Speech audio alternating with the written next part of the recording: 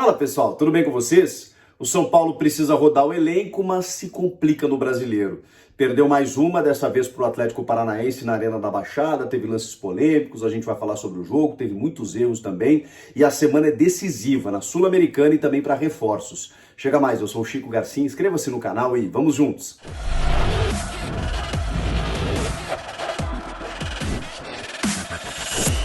O São Paulo foi à Arena da Baixada encarar o Atlético Paranaense de Felipão, que está realmente fazendo uma campanha muito boa. É sempre muito difícil jogar lá, né? Mas esse time montado pelo Felipão é um time muito competitivo. Complicou demais a vida do Flamengo na Copa do Brasil, mas também escapou de perder, né? Numa estratégia arriscada que deu certo pelo 0-0 e agora vai decidir na sua casa nesse confronto daqui 2 semanas e meia. Mas agora é uma semana de competições sul-americanas, né? Libertadores e também a Sul-Americana, e o São Paulo tem um desafio importantíssimo na quarta-feira diante do Ceará. Por conta disso, o técnico Rogério Ceni teve que preservar alguns jogadores, teve que rodar o seu elenco. Segundo o próprio Rogério, o time não perdeu por causa disso, perdeu por conta dos erros da sua equipe. Mas, gente, uma coisa é consequência da outra. Quando você roda o elenco e escala jogadores que não têm o entrosamento necessário, mesmo que você adote isso nos treinamentos, e olha que os times não têm tido tanto tempo assim para treinar, é natural que você cometa mais erros, é natural que você erre mais passes, que você tenha dificuldades em saída de bola, que você precise escalar jovens que muitas vezes não estão prontos e eles sim cometem erros que ali na frente podem te resultar numa derrota, e foi tudo que aconteceu nesse jogo. O Felipe Alves é um goleiro que chegou ontem, literalmente. Ele chegou ontem e hoje já entrou em campo pelo São Paulo. E ele comete um pênalti, que depois acaba defendendo do Thiago Heleno. Mas vejam só, num erro de domínio, ele acaba cometendo a penalidade. O cara nunca tinha jogado com a camisa do São Paulo e já pega um jogo difícil desse fora de casa, tá na conta de tudo isso que a gente tá falando. Jandrei machucado, Thiago Couto muito jovem, aquela coisa toda, ainda instável, embora tivesse ajudado no jogo contra o América pela Copa do Brasil, também está jogando muitos jogos, então a ideia de trazer o Felipe é um cara experiente, mais rodado e tudo mais, acho até que ele foi bem, pegou uma bola difícil no final do primeiro tempo, mas fez aquilo que pôde, né? Inclusive ao cometer uma penalidade, acabou defendendo o pênalti. Depois, não foi ele que cometeu, mas ele não conseguiu segurar o pênalti do Vitor Bueno. Vejam só, lei do ex total, né? Vitor Bueno, ex-São Paulo, marcando o gol da vitória. Pênalti esse cometido pelo Moreira, que é um jovem lateral, promissor, lateral direito, atuando pelo lado esquerdo, que comete uma falta totalmente desnecessária. Isso está na conta da idade. O próprio Rogério falou sobre isso. Os erros fazem parte. E quando você precisa escalar jovens ou jogadores que não estão jogando, em que você tem dificuldade de entrosamento, de maturidade, você vai correr riscos. E foi o que aconteceu. O Moreira fez uma falta, que foi, evidentemente, né, e o Marcelo de Lima Henrique marca a falta, e aí a intervenção do VAR ela é factual. É importante a gente esclarecer isso. Por que o VAR não chamou o Marcelo de Lima Henrique para revisar o lance? Primeiro, porque esses lances interpretativos, quando há contato em que o árbitro marca alguma coisa no campo, o VAR não tem entrado. Do tipo assim, se você entendeu como falta no campo, nós aqui vamos respeitar a tua posição. A menos que, por exemplo, não houvesse contato.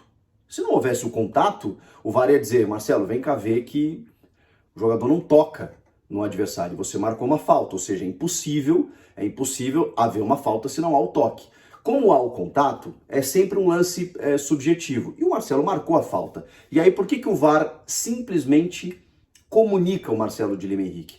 Porque a diferença entre uma falta e um pênalti, gente, ela é geográfica. A falta é fora da área e o pênalti é dentro da área. Então, se a falta aconteceu e foi marcada, o lance de pênalti que é checado e que pelo protocolo, exige a intervenção do VAR, ele simplesmente comunica, Marcelo, é dentro, é pênalti. Então, por isso que o Marcelo nem precisou de revisão, como ele já tinha marcado a falta, o VAR só informa para ele, foi fora ou foi dentro? Foi dentro, é pênalti. Se fosse fora, ele manteria a decisão da falta fora de campo. Só esse detalhezinho aí, esse parênteses sobre a arbitragem, porque foi um lance que acabou decidindo a partida, né, nessa falha, digamos assim, do Moreira, né? De uma falta que não precisava.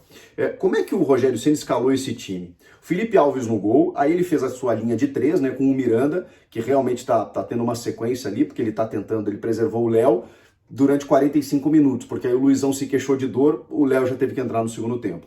E aí a sua linha de 3 ali, com o Luizão e o Rafinha fazendo às vezes, né, de um lateral, mas puxando nessa linha de 3, porque o Marcos Guilherme fazia o jogador mais avançado como um ala, mas um atacante na verdade, né? Então esse lado direito era coberto dessa forma. Com o Moreira, que é lateral direito, jogando pelo lado esquerdo. Por quê? Porque o Wellington tem jogado todos os jogos e o Reinaldo ainda não está, né, 100%, então o Rogério preferiu preservar o Wellington exatamente para o jogo contra o Ceará e aí colocou o Moreira na esquerda. Uma decisão que tem consequências. Pablo Maia como primeiro volante, Galopo e Thales Costa um pouco à frente, e depois o Nicão e o Rodriguinho, sem um homem de referência, mas com muita mobilidade para o Rodriguinho, que errou muitos passes, que obviamente não conseguiu ser aquele jogador de enfiada de bolas que a gente sabe que ele pode ser. É um jovem que ainda está começando e o próprio Rogério tem muita confiança nele, de que ele vai virar um jogador extremamente útil no São Paulo. A gente já viu nesses jogos que ele vem sendo utilizado, ele tem gestos técnicos muito interessantes realmente. Só que, claro, né, demora um tempo de maturação. O Nicão ainda não conseguiu jogar aquilo que a gente imagina que ele possa jogar, por tudo que ele representou no Atlético Paranaense. O Marcos Guilherme, que é outro jogador ex-atlético, né? Eu acho que é isso aí, gente.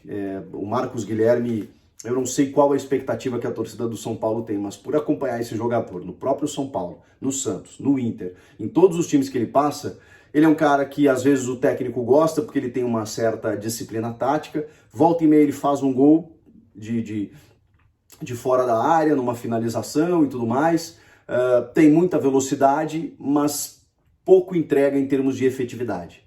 Então é um cara que corre e pouco entrega, na minha avaliação. Não acho que seja um jogador que possa agregar muito mais do que isso que a torcida tem visto, tá? Vamos lá, no segundo tempo ele acabou colocando o Igor Gomes no lugar do Rodriguinho e o Caleri para ganhar o jogo, né?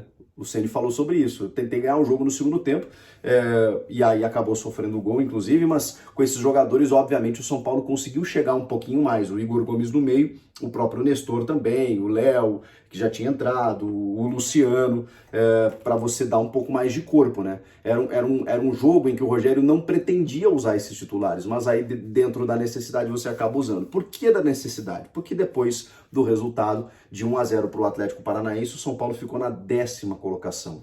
Ainda é meio de tabela? Mas nós estamos recém começando o segundo turno. E o São Paulo tem 26 pontos, 6 da zona do rebaixamento. Então, quando a gente imaginava, ou pelo menos estava vendo o São Paulo brigando por posições lá em cima, e o Rogério vinha alertando sobre os perigos do Campeonato Brasileiro, eles estão residindo agora na tabela de classificação. Porque o que acontece? Como a gente tem muito campeonato pela frente e está muito disputado ali na parte de cima com muita gente embolada ali para buscar esse G6, G7, G8, a gente não sabe quantas vagas terão, tá muito difícil de você entrar.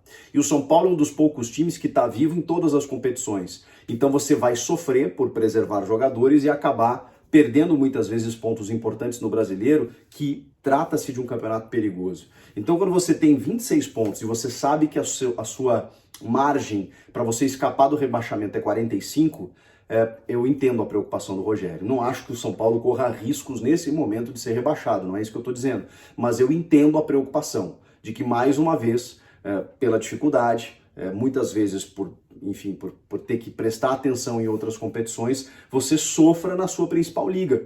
E não dá para você passar o que passou no ano passado. O Rogério bate muito nessa tecla, em que o time escapou do rebaixamento na penúltima rodada. Não dá para passar por esse sufoco de novo, mas é o 5º jogo sem vencer. E, obviamente, né, o time vai avançando nas Copas, vai dando uma prioridade aqui e ali, mas não dá para descuidar do brasileiro. O próprio Rogério entende essa situação. Mas vamos lá, vamos ver o que vai acontecer na sequência aí de Copa do Brasil e agora, né, com o Ceará na Sul-Americana, já que ele tem jogo importante na quarta-feira. Para o brasileiro, vejam só, não bastam os problemas dos lesionados, que a gente não sabe com quem que ele vai poder contar nos próximos jogos, ele ainda perdeu o Luciano e o Luizão, que estão suspensos. Então, segue a dor de cabeça do Rogério. Por outro lado, o clube continua trabalhando nos bastidores e a segunda-feira ele é muito importante para dois casos.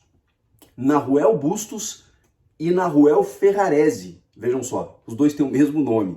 Um atacante argentino, o Bustos, que a gente já falou aqui no vídeo no canal, estava sendo tentado pelo Internacional, que acabou contratando o Brian Romero e também o Mikael para a função. Pertence ao grupo City, argentino, né, que se destacou no Tajeres, e que o City já tinha sinalizado como uma possibilidade de empréstimo por um ano com opção de compra do Nahuel Bustos. O próprio Bustos gostou da ideia de vestir a camisa do São Paulo, já passou a seguir o Casares e o Caleri no Instagram, então a galera descobre essas coisas aí, de que isso pode facilitar, e o Júlio Casares tem uma ótima relação com os gestores do Grupo City, e isso poderia facilitar. Não dá mais tempo de inscrever para essa fase da Sul-Americana, porque o limite era no sábado, porém dá para inscrever mais para frente, né, com mais trocas, e enfim, e ele pode jogar até o final da temporada depois. Nahuel Bustos. E o Nahuel Ferrarese é um zagueiro que pintou agora, né, como uma possibilidade, porque ele também pertence ao Grupo City. Ele tem 23 anos e é venezuelano. Pertencia, né, ao Deportivo Táchira, se destacou, foi comprado pelo Grupo City e está no Estoril de Portugal. Só tem o seguinte, por que o São Paulo estaria atrás de um zagueiro? O Rogério já falou sobre isso, que dependeria de uma oportunidade de mercado, um negócio de ocasião, porque com a saída do Arboleda, né, que dificilmente volta esse ano, numericamente o time perdeu um defensor. Então o time estava atrás, o clube estava atrás de um defensor, especialmente estrangeiro, para preencher essa lacuna. E aí surgiu, porque pertence ao mesmo grupo, o nome do Ferrarese. Então essa semana será decisiva para a definição desses dois jogadores. O Nahuel Bustos, o atacante, está mais próximo do que o zagueiro Ferrarese, mas também não dá para descartar esse negócio. A gente vai ter que aguardar os próximos dias para saber como é que anda essa situação. O que vocês acham? Bons reforços? O que vocês acharam do jogo? E só para finalizar, uma nota triste, né?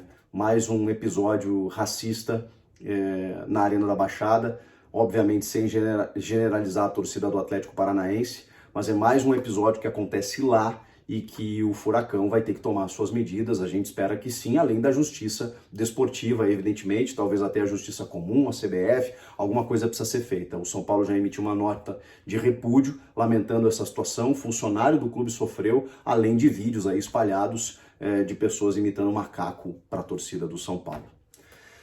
É uma pena que a gente ainda tenha que conviver com esse tipo de coisa. Tomara que rapidamente se identifique os infratores e a gente possa ver desdobramentos com punições, cobranças e mudanças, né? Passou, né, gente? Vamos evoluir, vamos melhorar, e a gente precisa continuar falando sobre isso para que isso não aconteça mais. Comenta aqui, inscreva-se no canal e eu volto na próxima. Tchau!